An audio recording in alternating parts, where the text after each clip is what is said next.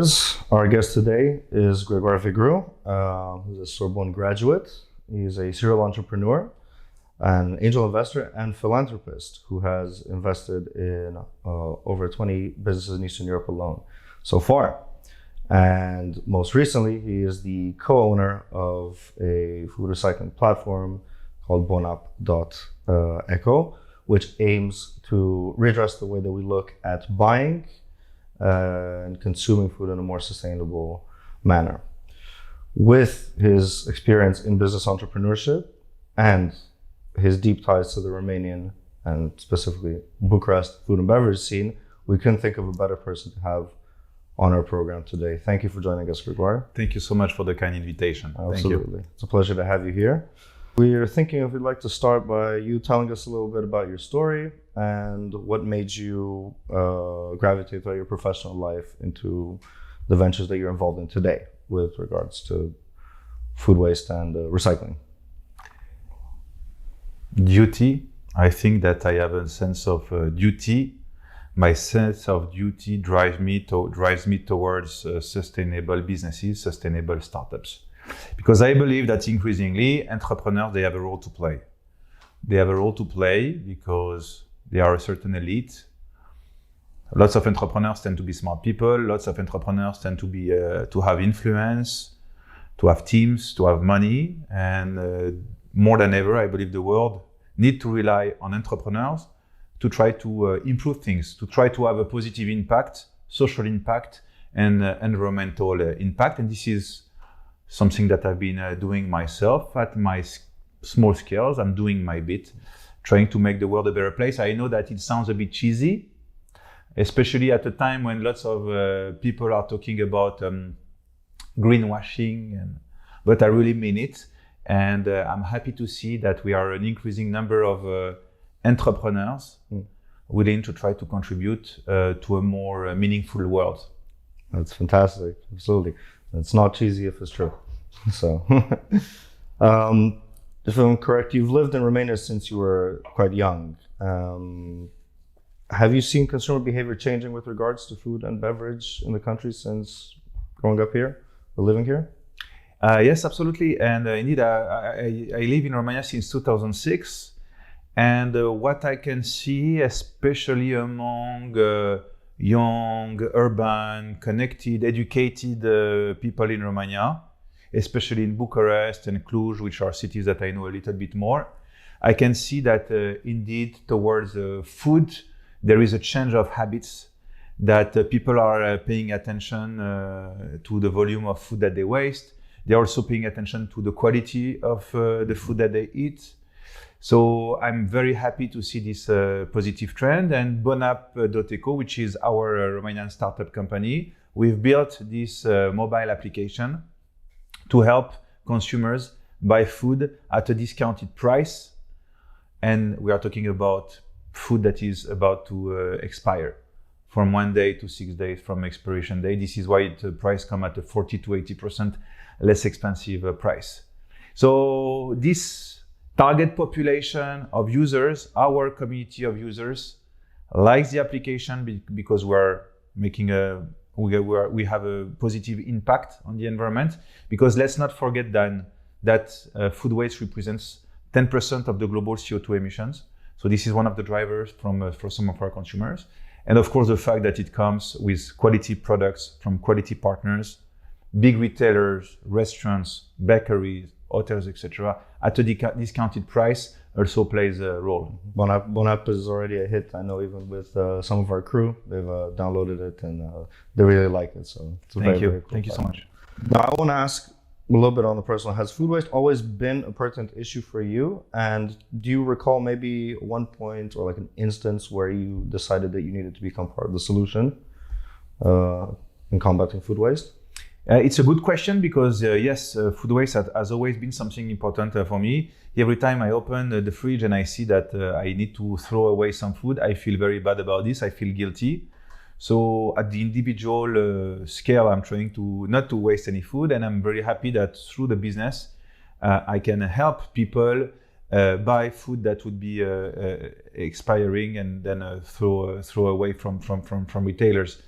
But I think that my mission is not only related to food waste. My mission is also related to impact in general. I want my businesses to have a positive impact, social impact or environmental impact. Why? Because I believe that the metrics in life, the metrics for success, are not only based on how much revenue your companies are doing, on what is the EBITDA that you did, but it's also about the values that your companies convey and what change you can make. It's not my first startup rodeo, as you mentioned it. Thank you. Just before launching Bonap.eco, I launched a company named Phoenix in April 2020. And the company was the first company in Romania to sell refurbished smartphones because smartphones are a catastrophe for the environment. Yes. It requires 70 kilograms of raw materials to produce one phone. I mean, it's absolutely incredible. So we came with a solution to sell refurbished smartphones. I did an exit after 14 months. So 14 months after I launched this startup, I sold this company to one of the leading European companies named Recommerce Group. I still serve the company today as an advisor. And so, Recommerce with refurbished smartphones, Bonap.eco with food waste, plus other businesses addressing other issues. Bit by bit, we are trying to make the world a better place and trying to use our brains and our hearts to try to do meaningful things. Very all-encompassing. And it's also because I'm a father of 3, 8 years old, 6 years old, 5 years old. And whenever I talk to my kids and they say like, Daddy, what do you do at work? I don't want to tell them stories about the revenue. I don't want to tell them stories about the profitability and the growth. I want to transmit the values that I have. And the values is how good I'm trying to do. I'm trying to be in business. So that hopefully, and I hope at least one of those 3 kids will become an entrepreneur, so that one of them can continue my legacy, my small legacy in impact startup. It's a very nice line of thinking. I like that you think in legacy terms. It's very cool. I'm 42 also, so really? Yes. Could have fooled me. I didn't know. Bring that into impact, as you mentioned earlier a little bit. In order to make impact, obviously, you need to change an existing mindset, as we can agree that exists in consumers, and that is a mindset that we have towards the cyclical nature of food, from growth harvesting, packaging, selling, and then either purchasing or discarding. How would you go about, obviously through your projects as well, but how would you go about on a larger scale in changing this mindset that's embedded, if we will, into the lives and the minds of the average day consumer? That product is good until it isn't, and then needs to be thrown away. How can we? I like this question because it makes me think, and it makes me say that Bonap is a fantastic solution, but it comes once the food is already on the shelves in the retailer, or once the food is already about to expire from the restaurants, bakeries, whatever. And indeed, the problem of food waste is much bigger than this. And I'm going to take one example, which is a very striking example. In Romania, 20 to 30% of the fruits and vegetables that are produced will never make it to the shelves. You know what? Because these are named misfits, ugly fruits and vegetables. And for whatever reason, the consumers are used to buy apples, which are perfectly round, tomatoes, which are perfectly beautiful without a little scratch on them, etc. But the problem is that what happens to these 20 to 30% of fruits and vegetables in Romania? What happens to it is that it's thrown away. So what we are doing currently with my business partners, we are trying to find a solution to take those enormous amounts of fruits and vegetables and to bring them to the final consumers for several reasons. First of all, because we want to fight food waste even further. Second of all, because we have been doing lots of focus groups and market research about this, and based on the market, the focus groups, we figured out that Romanian consumers, don't have a problem with fruits which are misfit, which are ugly fruits and vegetables. Because lots of Romanians in the cities, they have families in the countryside. They know that an apple which is not perfectly round, maybe a bit flat, does not mean that it's a bad product. So we believe that Romania is the right location for this. We are now running an additional analysis to try to see if this is a business that we want to launch. This is a good example of what we do whenever me and my business partners, we are launching new businesses, new startups. We are trying to be as creative as possible and explore ways, test, experiment, pilot, so that we can, of course, be more performant, have more growth, and also to tackle even further the problems that we are addressing. That's fantastic. You touched up on early on focus groups. I wanted to ask a question regarding that.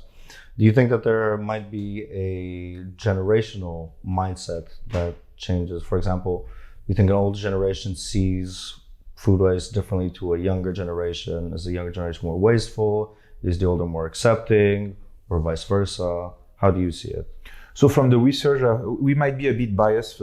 That's why I can't talk about Romania as a whole, but the research that we've made in Bucharest and in Cluj show that indeed young people between 18 years old to 35 years old really see that climate change is an issue. They want to take action. Again, they are urban, connected, educated. They want to change things. I don't know how it's like in other cities. Probably in big cities it might be the same. In remote areas or in the countryside, we don't have any data to back this up. But indeed, we are running focus group on a regular basis, and this is the direction that this country is taking. We see this young generation being multilingual, open to the world, grew up with the computers. So yeah, open-minded people who really tend, indeed, people who are traveling when they can.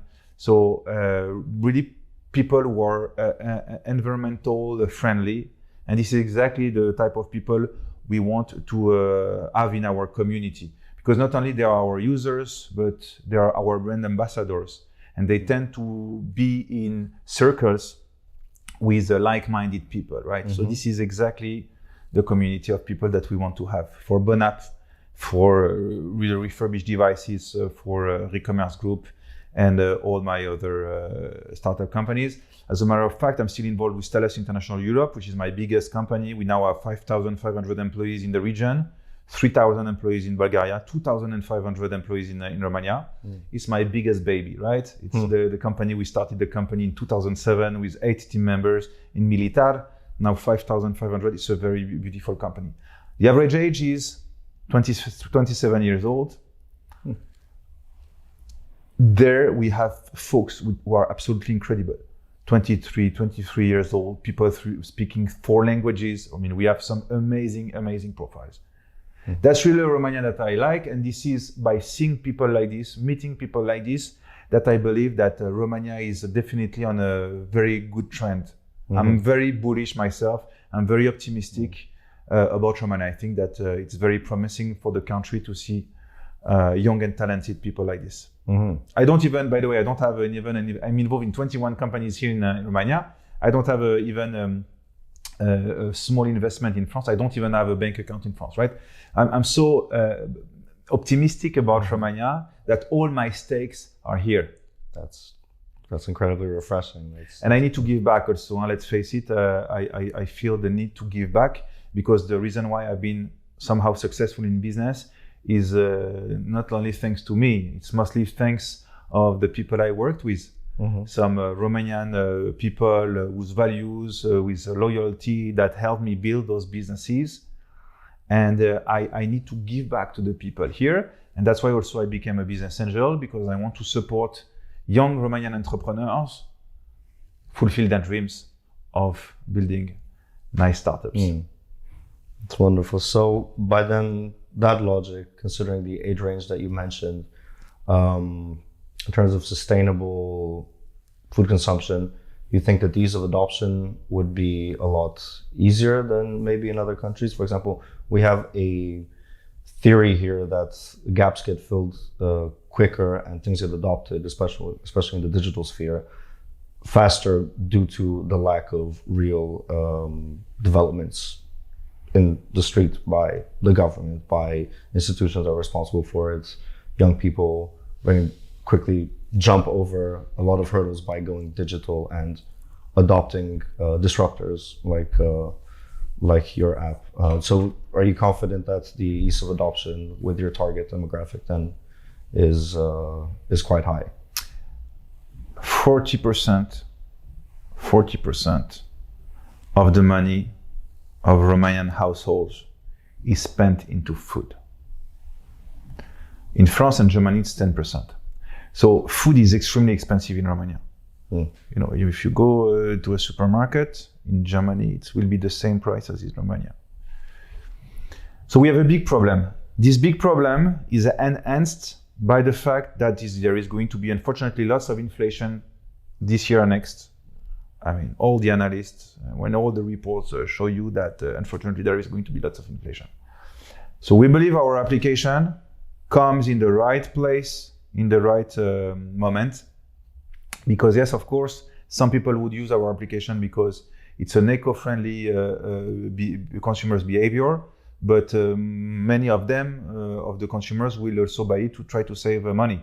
Because again, by buying food from the application, you are going to save between 40 to 80% on the food, just because the food is going to expire in a few days.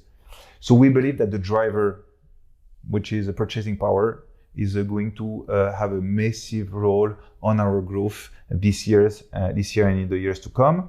And we believe indeed that Southeastern Europe is much more suitable for our solution than other countries maybe in the West.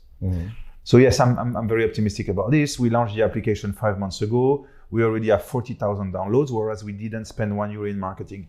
And I think this is very important. We didn't spend €1 in customer acquisition. You are going to ask me why, how can we manage to have 40,000 downloads then? Word of mouth. Word of mouth. People going on the app, saving money, positive customers experience. They talk about this on social media. They talk about this to their friends. And also PR, public relations also play the role. People love it. We come with a solution that helps people save lots of money. So consumers win. We help retailers and restaurants to generate additional revenue instead of throwing away, which is, by the way, a catastrophe. You're a big hypermarket, so supermarket. You're a big retailer. You need to pay companies that come with trucks that put the food that expired or is going to expire into trucks, and then it's sent somewhere, it's burnt, it's hidden on the ground. We don't know exactly. No one really knows. So we come with a solution that comes also as a win for the retailer. And of course, again, it comes as a win for the planet, because 10% again of the global CO2 emissions are related to food waste. So consumers win, retailers win, the planet wins. And us, of course, we win because we are very ambitious startup entrepreneurs, and we want to make these companies skyrocket as much as we can. We've launched 5 months ago Bucharest. Last week, we've deployed Cluj, Timișoara, Brașov, Iași. Here we come. Yes, here we come. Very good. Yes, that the statistic that you mentioned, especially about Romanians overspending on food, was one that I was going to quote. It's and globally, 40% of the food that is produced in the entire world goes to waste. 40%, according to WWF. Absolutely ridiculous. So, on that, let's do a little future scaping now. Based on your insights and your knowledge of the Romanian markets, where do you see consumer patterns regarding food waste changing in the next 5 years? You already mentioned inflation going up. That's going to change consumer patterns. They're going to look for more affordable goods through platforms like your own. But on a leap of like 5 years, where do you see the average consumer being changing? So on top of the awareness around food waste, I see that people are looking for more and more healthy products. You know, changing consumers' habit on when it comes to food. More and more vegetarians, more and more vegans, which I'm trying to be vegetarian. I spent one full year being a vegan. It was a fantastic experience. But the problem is that I'm French, so as a French, I need to eat cheese. So I went back to cheese, unfortunately. I mean, or fortunately for my taste, but and discussing is a very interesting question that you're asking me, because since recently I realized that lots of people around me are doing just like I do, are doing intermittent fasting.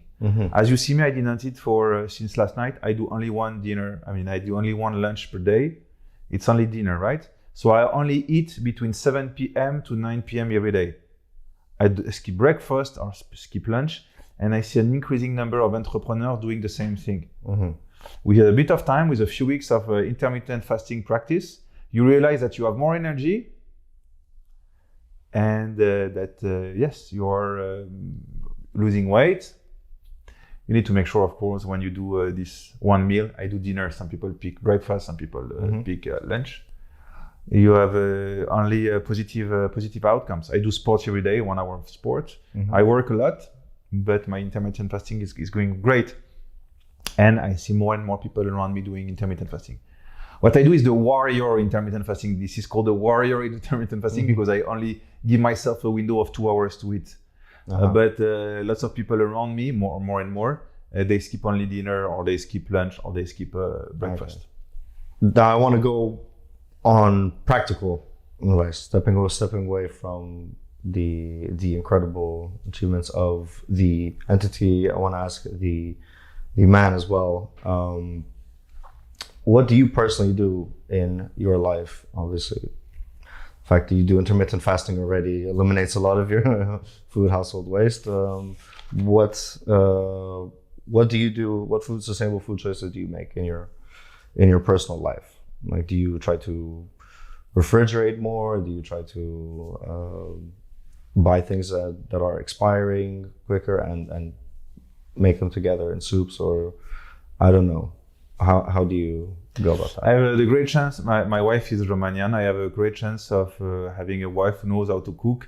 So indeed, she recycles lots of food, doing soups and other things. Also, I have the chance of having a zoo in my home, because I have 4 cats, I have 2 dogs, and I think that the dogs are very happy whenever there is meat that is about to expire, for example. So we are creative. Yeah, feeding the whole tribe. Exactly. That's fantastic. And well then, based on the final note, what kind of practical advice would you like to leave to our viewership regarding the active role that each and every one of us could play on a daily basis to be a more conscious food consumer and not be wasteful with our food consumption? In movies and in culture, technology is often associated with something bad, with bringing bad outcomes. In Matrix, the end of the humanity is artificial intelligence and robots. In Terminator, it's the same. And there are countless examples in novels and in movies, especially from Hollywood. I don't believe that technology has the seeds of evil. I believe that technology is just a tool. And it's what you are going to do of this tool, how you are going to use this tool, that is going to determine if the outcome is going to be positive or negative. And because I'm a very, very optimistic guy, I'm extremely positive. This is how I ended up being an entrepreneur, by the way. Because the number one quality of an entrepreneur is what? You need to believe that the future is bright, that the future is nice. If you are not optimistic, you don't end up being an entrepreneur. So as a very optimistic entrepreneur, I believe that we need to use as much as we can technology to improve people's life and to improve life on this planet. And I'm so happy to see that increasingly entrepreneurs, young entrepreneurs, especially the younger generations we were talking about, are taking action. They want to launch a business, yes. They want to make money, yes. They are ambitious, yes. But they want to have a positive impact. I'm also very happy to see that increasingly investors, business angels, but most importantly VCs, are also willing to invest as a priority in impacts in a business that have a positive impact. I'm happy to see that those VCs, in the metrics that they are looking at whenever they decide to invest in a startup company, the impact is an increasing factor. It's an increasing parameter. I'm happy to see that more and more VCs dedicated to impact startups happen and are launched. We have several investors in Bonap.eco. One of them is an Hungarian VC, headquartered in Budapest. The name of the VC is Impact Ventures. You get it. Yeah. They invest only in sustainable companies. This is a trend, and if I can play my little role in this change, I am happily doing it so. And if I can use a little bit my humble influence in this video today, in this interview, maybe some other entrepreneurs who agree with me might be more tempted to go towards a positive direction when it comes to impact. Mm-hmm. I will have done my bit. That's fantastic. Thank you for painting such an optimistic picture of the future, Grégoire. We thank you kindly for input and for being on our show. It's always fantastic to have not only somebody who is so dedicated to their cause, but also an entrepreneur as well. So we get to have sort of a very driven individual who gets to spread their message for us as enthusiastically as you have. Our viewers, our crew, everybody, we wish you all the best in your endeavors, especially with Bonap as well. It's a lovely platform, and we can't wait to see what other things you have in store for us. Thank you so much. Thank you, Grégoire. Mulțumesc foarte mult. Vă mulțumim că ne-ați urmărit, sperăm că v-a fost de folos și vă invităm în comunitatea noastră a Societății Omului Sănătos.